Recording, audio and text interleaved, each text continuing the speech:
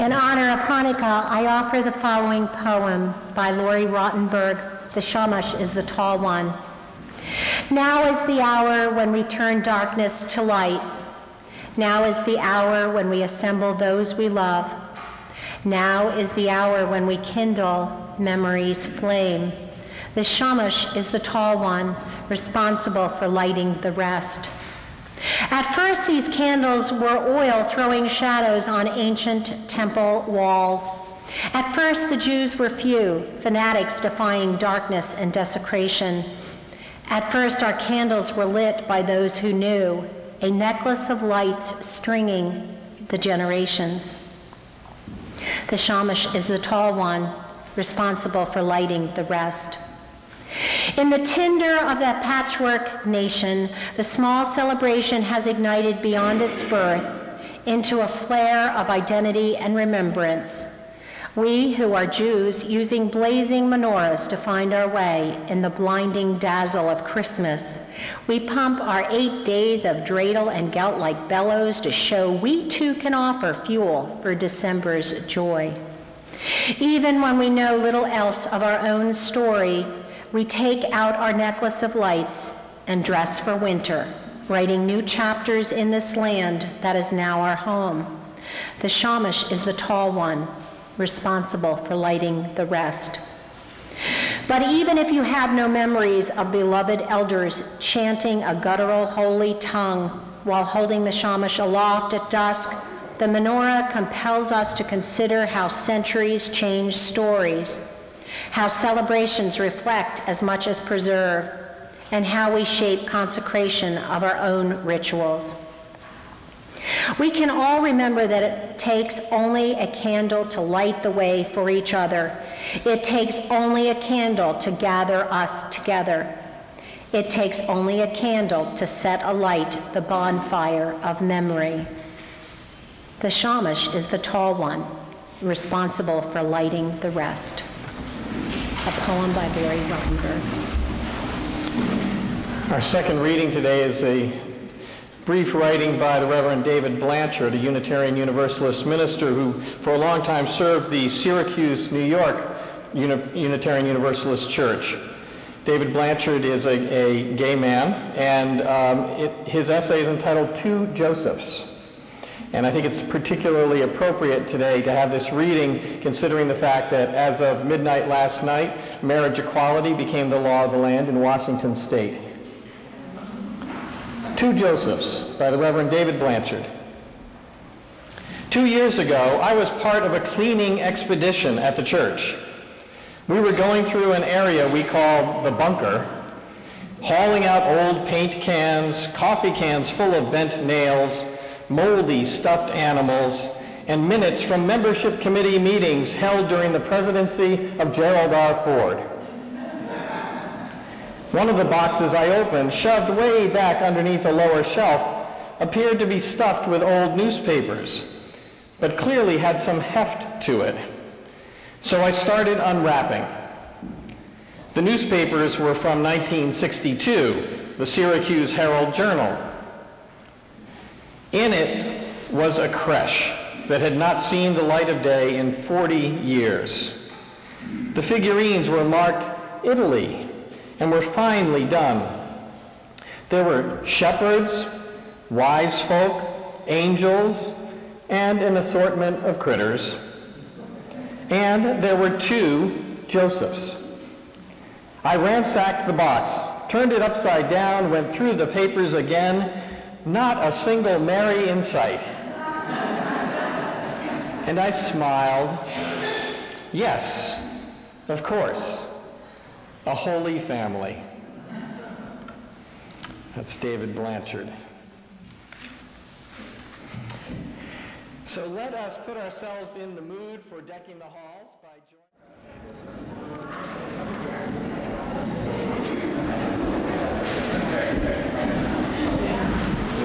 So this will sound like heresy to many of you, but several years ago, Irene and I decided to go with an artificial Christmas tree. Don't tell our friends in Maine. But one of the more frustrating rituals of the season for me was putting the lights on the Christmas tree. Yes, some of you agree with me. So we decided, let's make it simple. We'll buy one of those artificial, pre-lit, perfectly shaped Christmas trees. I'm sorry, Norma, I have to let you down. You're shaking your head. And so just the other day, we got the tree out of the basement, and I put it up in the 3 sections that fit nicely together, making that perfect shape. And I plugged it in, and there were these big gaps where the lights did not come on. Some of the strings were working, but a lot of them weren't. So the first thing Irene did was get on the internet and say, well, how do you fix a pre-lit Christmas tree? And she said, well, you have to check the fuses. And I had no idea that there are fuses in the plugs. So we did that. We looked through all the fuses. The fuses were fine. So it wasn't the fuses. So it had to be the bulbs. And sure enough, several of the bulbs were burned out.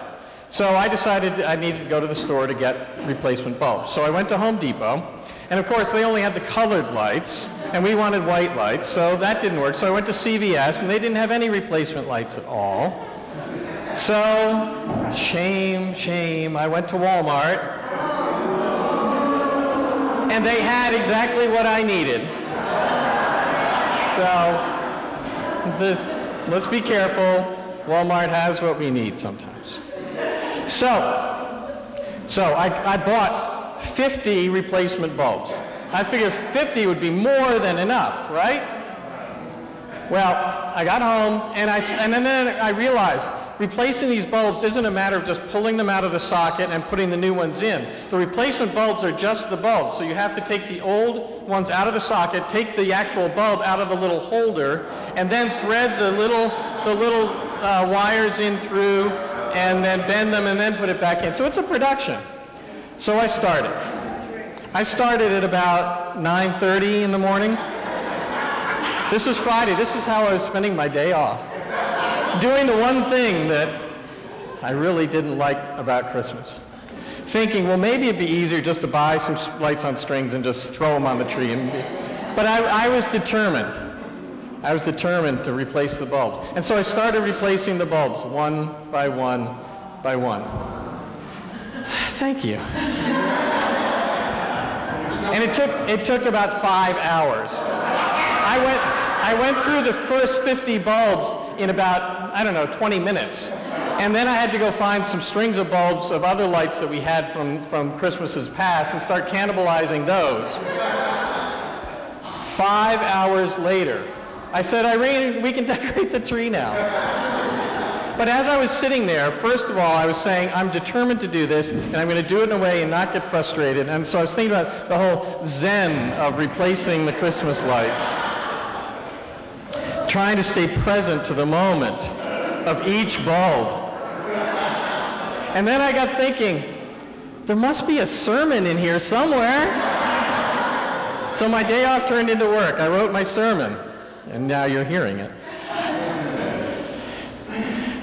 So, what I learned about the bulbs is that you can replace a bulb, and then another bulb, and another bulb, and another bulb, and nothing happens.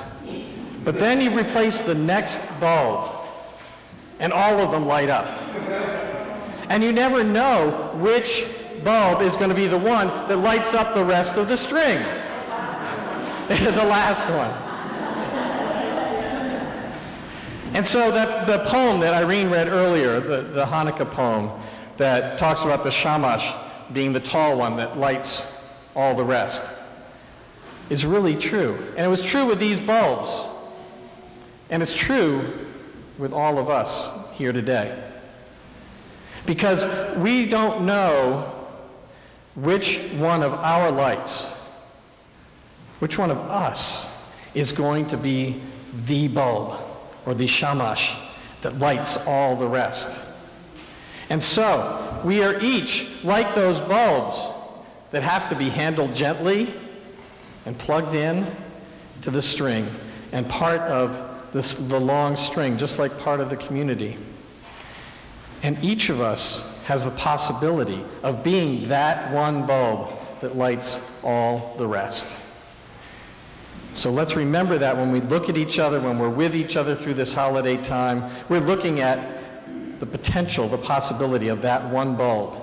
And each of us